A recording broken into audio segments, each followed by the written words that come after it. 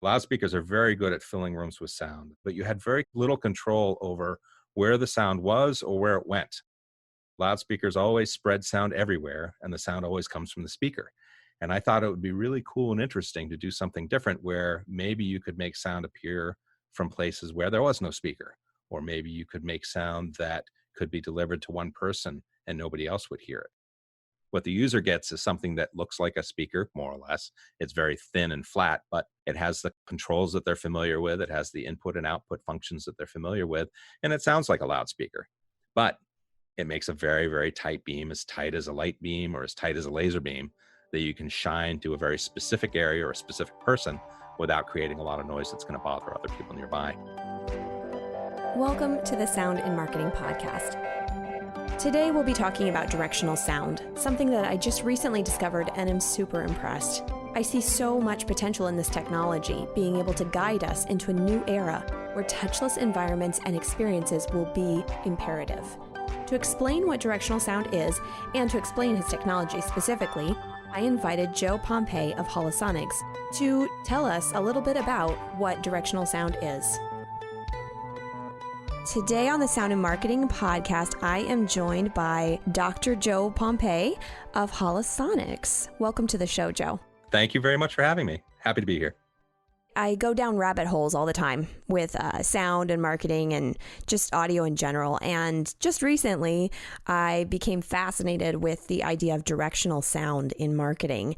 And I came across Holosonics, and I just saw so many really cool examples of how you can utilize directional sound with your marketing.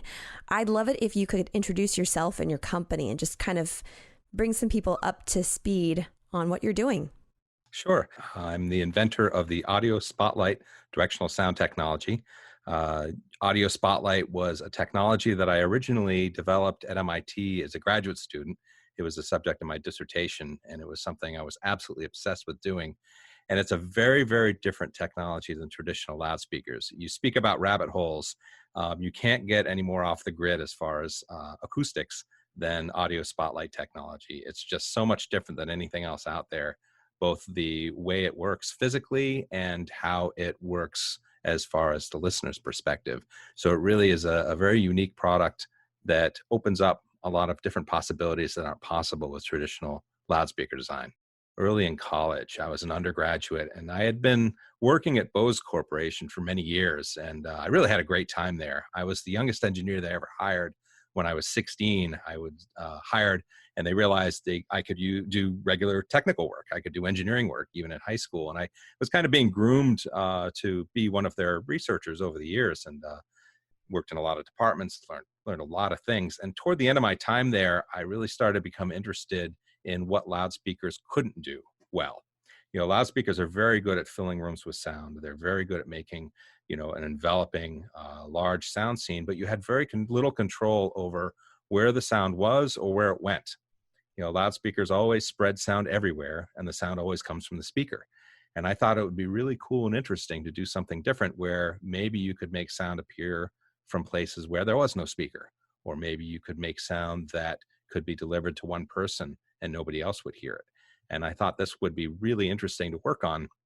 And, I was really quite obsessed with it, but I couldn't get much support within the company. I was a headstrong 22-year-old kid and thought I knew everything. And, I brought it to the executives and said, I really want to do this. And they said, yeah, maybe. It doesn't really seem to be realistic. It doesn't sound like something we're interested in. And so I went to my colleagues and, my coworkers, and, I was just the young kid in the lab. And I told them I was disappointed that I couldn't work on it. And they said, don't let these idiots stop you. If you need to do it, do it. You're 22 years old. You've got no family, no mortgage, no bills to worry about. Just go do it. And I said, yeah, you're absolutely right. So I left and, went off to MIT eventually, where I brought the idea to the media lab and said, I want to make the Audio Spotlight. And every other department I went to, every other university I went to expressed extreme skepticism over whether this could actually work. And especially the experts in acoustics, I think, were most vocal against it. In fact, including Amar Bose. And what happened was I applied to the Media Lab with this radical idea of making the audio spotlight, and Nicholas Negroponte, our director at the time, uh, asked about it. Asked a bunch of physicists and other people around MIT, what does this kid think? Does he know anything? And in fact, one of those people he asked was Amar Bose, and all of them said, without exception, the kid doesn't know what he's talking about. This is totally unrealistic. This is a harebrained idea. It's just not going to work. Don't bother with it. And Nicholas, to his credit, said, well, this is exactly the kind of kid I want in my lab. Admit him right away, bring him right in. So, I have to thank them all the skeptics, for getting me admitted to the Media Lab. And I had a working prototype within 6 months after being there, and, started publishing and, showing it off. And it really became a favorite demo of the Media Lab. And, people really enjoy it. And it's a really unusual experience. Was a little ahead of its time, I would imagine. Sometimes I think it still is. It was. The thing with the technology is, once I started to work on it, and what happened was, I, like any good graduate student, first thing I did is I went to the library, tried to learn everything I could possibly learn about, possibly making sound using ultrasound. Actually, maybe we should back up a little bit and describe exactly what it is physically. When you have any sound source that you're familiar with, whether it's somebody speaking or a loudspeaker or a phone or anything at all, the way sound is made is that some membrane vibrates. Something vibrates and moves the air and creates sound waves. That's how all the sound that you experience is created. The audio spotlight is very different, and it's the only device in the world that uses ultrasound to create audio.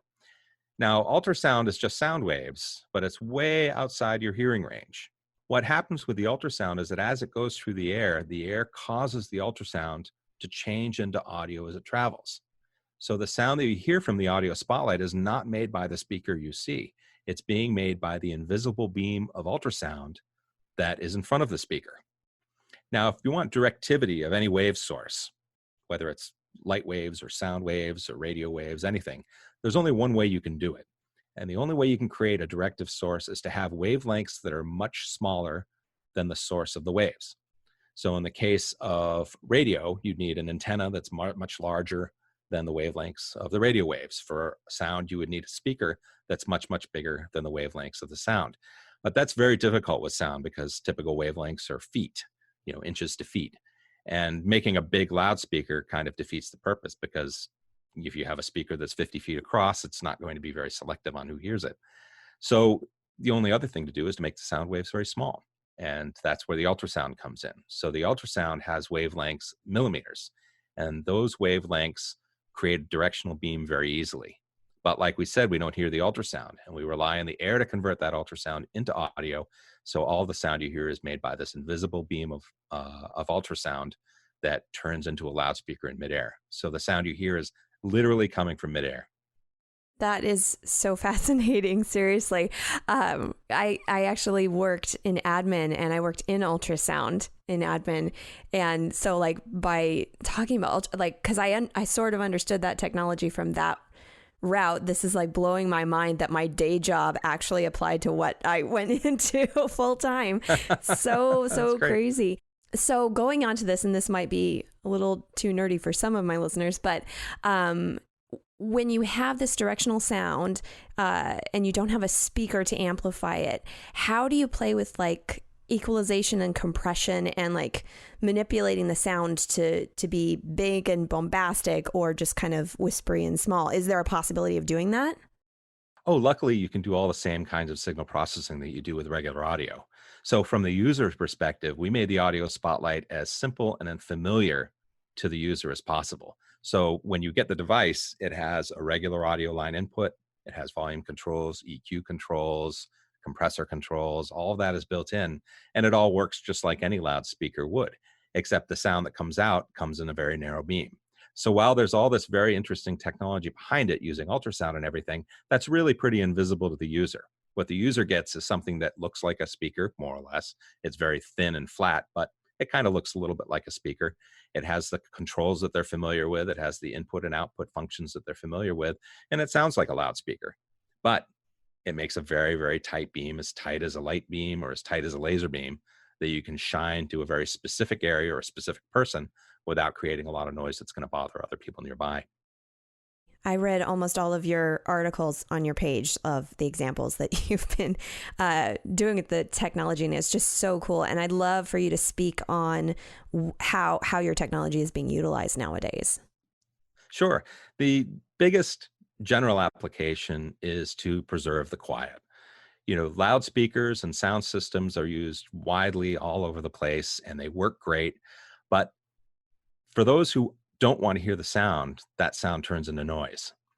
And it's really helpful to be able to control who hears what, or to have lots of sounds in the same room, one for each person, without creating a cacophony or a mess, and really to preserve the quiet that's important in a lot of environments. So the biggest markets for us right now, I would say, probably are places like museums, where they have lots of sounds in small areas, or they want to preserve the quiet in the background without creating a lot of noise for others. And things like digital signage for retail displays, kiosks, and information, so that the people who are interested in the audio information can hear it, but the people nearby aren't bothered by it. We do a lot of installations in places like hospitals for the nurse call stations, for example, so they can hear the alerts and communication without it being blasted to everybody else. And we do the patient rooms as well, so that the patient can lie in bed comfortably and watch TV without bothering their roommate. Or some places have even installed audio spotlight speakers to deliver sound to their visitor. So their visitor can watch TV while they're waiting for their loved one to rest and heal, and without bothering the loved one who's sitting feet away. So there's a lot of these really nice niche applications that the audio spotlight provides. So I think those are probably our largest ones. And then libraries is another interesting one, because libraries are the most forbidding places for sound systems to be. People say you can put a speaker in the middle of a library, and we say, well, yes. Our speakers are used in libraries all over the world for information displays, kiosk type applications. And in fact, New York Public Library has a great installation where they have rock bands set up for the kids to play in the middle of the kids' library. And it's only heard by the kids playing rock band, and it doesn't bother everybody else in the library. It's just a radical idea that works surprisingly well. And they're also used for specialized advertising purposes, which we can get into, and other kinds of marketing applications as well. Now, going back to museums and hospitals and such, is there any way to utilize the directional sound with voice activation? So, like, for instance, from the nurse's station, could the nurse communicate with the patient from another room? Or in a museum, could somebody going in to ask for more information about a display, could they ask for that and have some more information given to them? Or is that just technology that doesn't play together yet? Well, that's technology that's very easy to get to play together. We focus on the audio spotlight speakers themselves, and they'll reproduce whatever you feed them. So for special applications where you have two-way communication, things like that, that's all off-the-shelf stuff, and that's introduced as needed for the application. So the customers who need that kind of functionality can usually do it themselves using existing PA type equipment, and we just serve as the final loudspeaker that's delivering sound to the listener.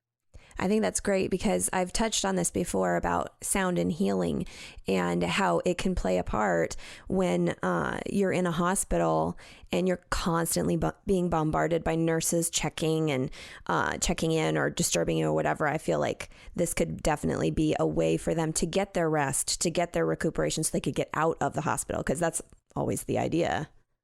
It's huge. In a hospital setting, the patient needs to be comfortable, and they need quiet. They need to rest, and they need a peaceful place.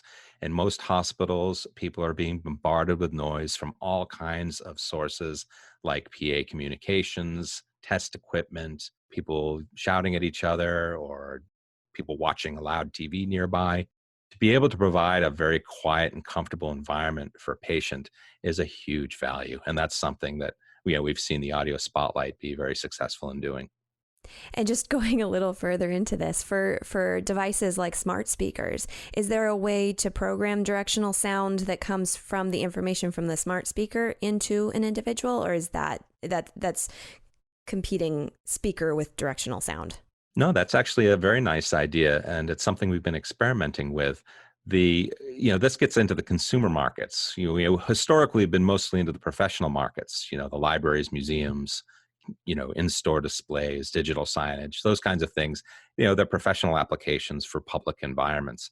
We've been looking very carefully at the consumer market for, a variety of applications, and smart speakers is one of them. Again, it'll reproduce whatever signal you feed to it. So if you wanted to use it like a smart speaker, like an Alexa type device, you certainly could.